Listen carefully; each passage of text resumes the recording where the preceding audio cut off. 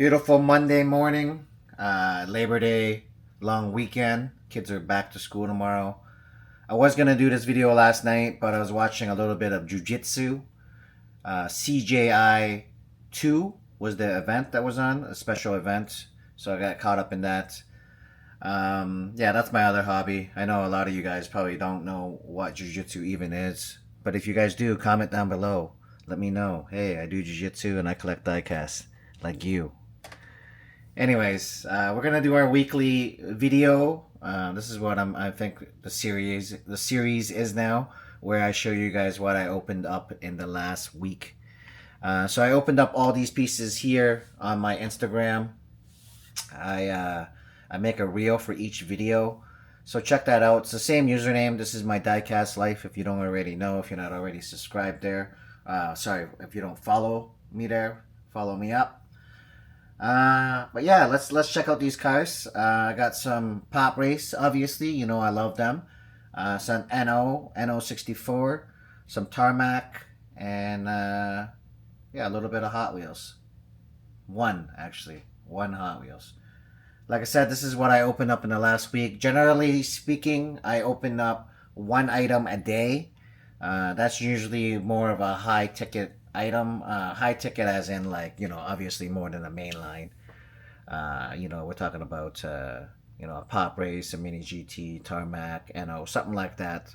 You know, we're not talking about one of those limited, ultra limited pieces, or a chase piece. I open up those once in a while, but you know, I also too have a budget that I like to stay in, and Diecast can definitely make you hit that budget quite quickly because there's so much to offer. Anyways, let's get into this. All right, so first one up. Oh, I should have dusted this one a little bit, but maybe the camera won't pick it up. Let's see a little fingerprint on the roof too. That's the thing with these diecasts. If you touch them, you open them, you gotta wipe them down a little bit before you make a video. Put down my drink here. All right, the sun is shining. You guys can see. I don't got my usual lighting on, so it might look a little bit different today. But I thought I'd enjoy some sunlight with you guys. So we got some sunlight coming in. Okay, so this is a Pop Race Evo. What's this? Evo 4? Yeah, Evo 4. Very nice. Very clean. So they did a really good job. This is not the first release. This is just another color. They have released it in a more of a rally livery, Fallout rally livery, actually, and also silver, I believe. I don't know if they released any other ones, but those are the ones that I have myself. Opening hood, nice amount of detail there. You see the engine. Yeah, you see quite a bit of detail there. Obviously lens, headlights, even the lens fog lights underneath. You got a little bit of a license plate there. Kind of reminds me almost of like the license plate of a Tarmac Limited Vintage, but Tarmac Limited Vintage leaves it blank. But yeah, kind of gives me that vibe, that quality. You know, the quality. Tarmac Limited Vintage is very good with their quality. And this one's just right up there. This trunk doesn't open. Sometimes Pop Race surprises you, you know. They got me sometimes where I thought they didn't have an opening part, and they did. Yeah, let's the interior looks good. I know you guys can't see it from there, but it looks really good. It's not like Matchbox or Hot Wheels interior. That's like the worst interior. I don't even know why they even bother. Sometimes the steering wheel is not even a steering wheel. It's more like a pie. Yeah. But, you know, those are a couple bucks. I'm not hating on Hot Wheels. I love them. All right, so that's our first Pop Race. We'll put that right over here. Second Pop Race. We'll just get all the Pop Race done. All right, so this is one I just opened up like in the last couple of days. This Porsche Singer. I don't know too much about Porsches. I know they're really awesome, and if I won the lottery, definitely I would have one. It'd probably be the first one that I buy because I know they're awesome, awesome to drive, and I'd definitely be racing for sure if I had the dough. But yeah, this one's beautiful. The rims are really nice. They're gorgeous. These rims. Hot Race did an outstanding job on these rims. Very nice. Again, lens everything. Um, yeah, it's just a gorgeous piece. Um, Orange interior too as well, and you got your black seat belts in there. Black dash, black steering wheel. Everything else is orange, including the roll cage. Rolls very nice. You got your metal base. All the goodies of a premium at a very good price. Very good price compared to comparative to its competitors. Obviously, you can't compare it to a mainline. We know this already, but there are some people that will not see the difference between this and a regular mainline Hot Wheel. All right, another pop race. This is Daigo's Saito Drift Supra. It's got Monster Energy all over it. Pop race, bunch of liveries all over it. Gorgeous, gorgeous. And seeing this thing in action, I've seen it online. It's crazy.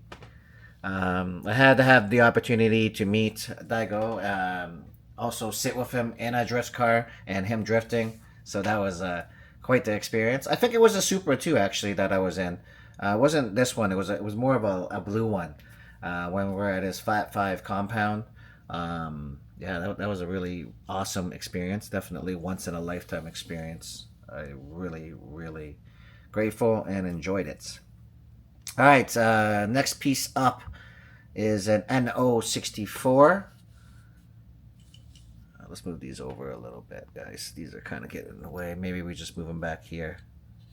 I just want to give these castings, give you guys a proper look at them.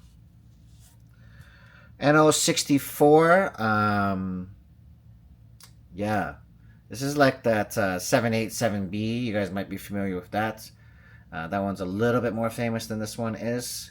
But the cool thing is, this has already been released by NO in black. I've also showed you guys this on the channel, but probably not all of you guys have watched that video. So, and this is blue, and I think the blue one looks beautiful. Like the black one looks cool, but the blue one really, it shows some nice details that you don't really catch on the black one.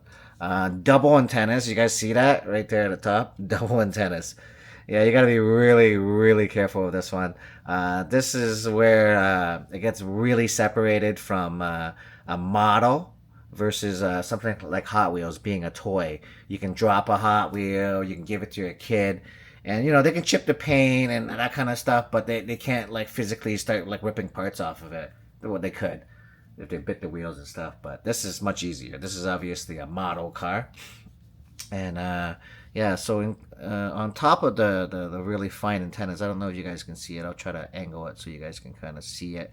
You got this removable back piece. It's held on by magnets in the front, which makes it easy to snap on and off.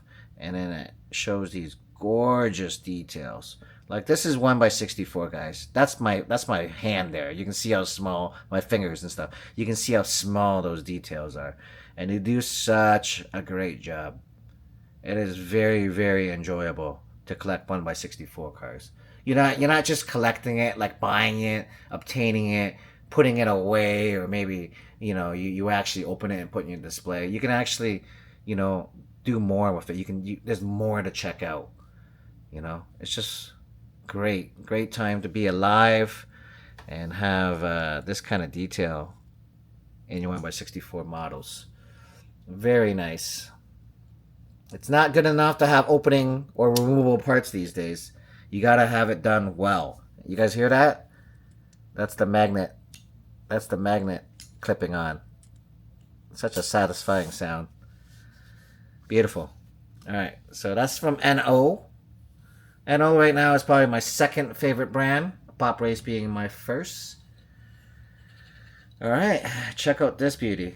I absolutely couldn't wait for this one to come out. When I seen the pictures, I was like, no way, they did such a good job. Like if it looks anything like the pictures, it's gonna be amazing, and it's exactly like that.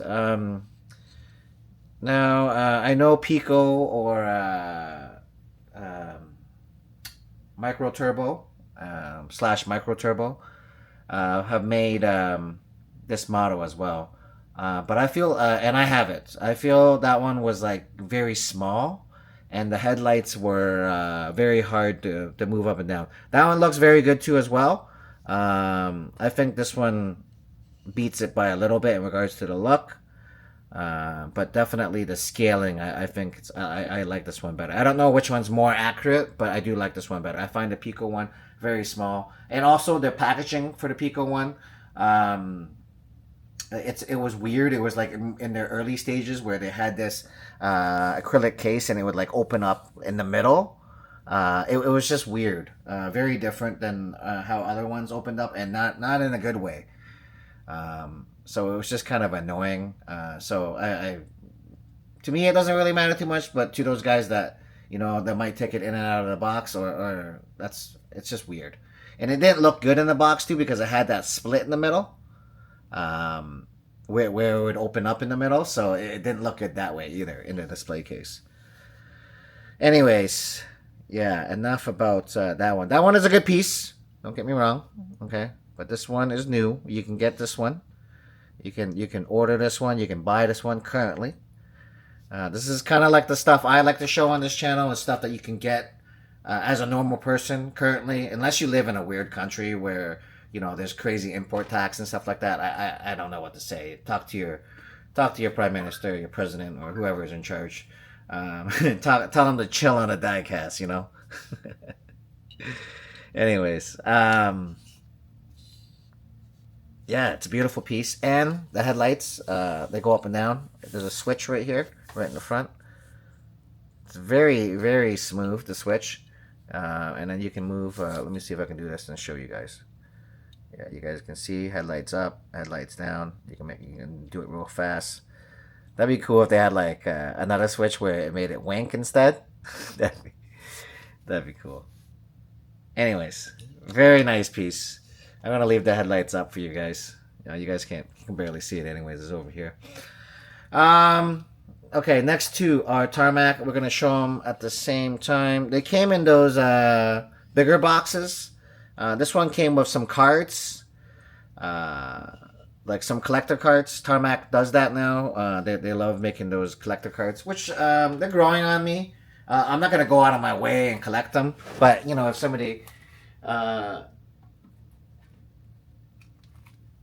if somebody just gives them to me, or or if they come in a box, that's what I mean, then it's fine. Anyways, these are the two that came.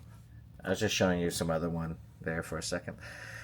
These are the two that came with this Corolla AE86. It's a Corolla, right? That's what an AE86 is, right? I don't know. Am I going crazy now? Anyways, beautiful AE86. Very nicely done. I'm not 100% on the wide body, but I do like this one. I think this one's really clean. This R34 wide body. So they're both super wide body. This one is a Lamley group collab. I'm surprised it's not white and black, to be honest with you. I'm surprised this one isn't a Lamley collab, right? Anyways, they're both very well done. They both roll very nicely. Nothing wrong with them. I don't collect too much Tarmac these days, but once in a while they make something that really catches my eye. Sometimes I find that their scaling is either too small or too big. An example would be the S15. Yeah, their S15 is way too small, and I feel like this R32 is like way too big. I know it's wide body, but you know, it's still a little bit too big. And then in turn, it makes this one feel like it's too small, you know. But other than that, their details are really good. Their rim choices are nice. They have nice different cars that they release. This is one that I haven't cracked open yet. This is a Saab 900 Turbo. This one's the convertible one. You know, stuff like that other brands don't make. And as a collector that's been collecting for a while, that has quite a big collection, that has a lot of cars, you know, I'm looking for different cars to be made. Okay, let's check out the one Hot Wheel. I don't know if you guys can see here, there's a lineup of F1 cars. I just added another one to the collection. I just added this one. I don't know if I'm going to be getting all of them or not. You know, I don't really have the room to continuously just add different liveries and stuff like that. At this point, I'm more of like, hey, I want to get one of each casting that a brand makes. And if it does have a cool livery or a colorway, then I'll pick it up. But generally, it's one of each casting. But these F1s just came out, so I picked up obviously a couple. The 5-pack and the Red Bull one. This one's the Golf one. Really cool. I do have the premiums. I do have 2 Red Bull ones. I just haven't had the time to open them up yet. So once I open them up on my Instagram, I'll definitely put them on here. Yeah. Okay. What else do I want to do with you guys today? Let's open up this. I want to get this out of the way. Definitely not gonna be making a reel for this 1x43, as it's not a scale that I collect. But I do have. Oh, sorry, I'm hitting the camera here. I do have. I'm just getting my knife. I do have. This will be my 4th one. I have the 4Runner, the Jeep. I forget which Jeep it is, but it's the Jeep. It has all the off-road stuff, just like the 4Runner. That's why I picked it up. I thought it was a good combo for the two. And then I have the EK. So the EK in turn made me want to buy this. You know, another JDM creature here, another JDM piece. This one's the Nissan Skyline GTR, V-Spec 2 Nürburgring. Was that the NUR stands for? I don't know. With Nismo parts. Alright, let's check this out. Let's check out this beast, this creature. So these packagings are cool. If you guys haven't experienced it yet, this is just a piece of tape along the sides here that pretty much just kind of hold this clamshell shut. So you can still well, this clamshell still shuts. This just holds it like so that nobody just randomly opens it at the store and steals it. That's probably why they have it there. But this clamshell does shut back up, so you can't put the car right back in it. That's what it's designed to do. So yeah, it just opens like that, and then you just pull your car out. It'll be in this little clamshell thing. So alright. So I told myself I won't be collecting too many of these. I actually told myself I wouldn't be collecting any. But here we are. Okay, let's have a look at it. So first of all, it has some extra stuff on here. I don't know what this is, but I'm just gonna quickly remove it. It's like some, I don't know. We'll have to analyze it under a microscope. But anyways, okay, so this is heavy. It's all metal. Okay, this is plastic. These little exhaust pieces are plastic. Everything else is metal, I believe. Be cool if the wheels turn. I think in this scale that they could definitely make that happen. Obviously, lens headlights. Still no lens other lights, we'll call it. could be like daytime running lights or something, or fog lights. I don't know. In the back here, they look lens. Yeah, lens with a little bit of paint on them.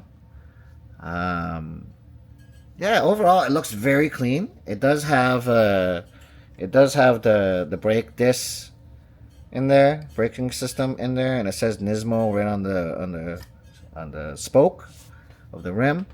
This is right-hand drive.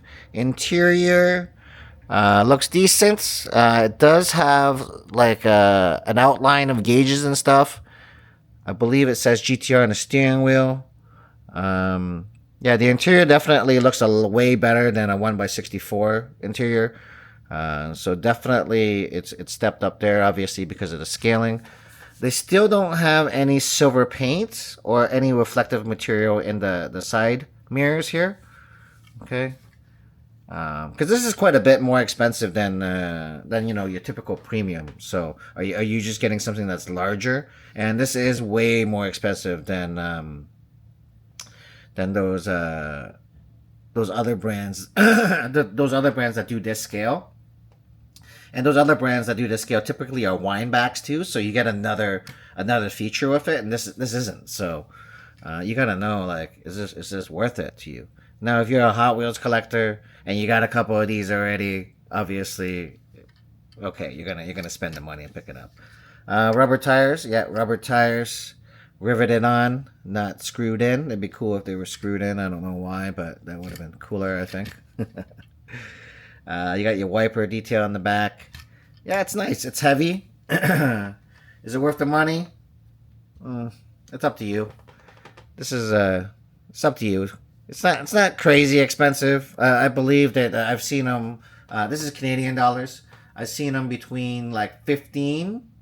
Correct me if I'm wrong. 15 to like 30 to 25, maybe something like that. I know I wasn't digging the price when they first came out. Obviously, I don't collect the scale anyways, like I've said multiple times now. But yeah, this is nice. And then you can put it right back in. I got a case, so I'm just going to put this one in the case. But just to give you guys a size comparison. All right. That's just weird, you know? That's why one of the things that I definitely recommend if you are collecting diecast, that you pick a scale that you really like and you pretty much just collect that scale.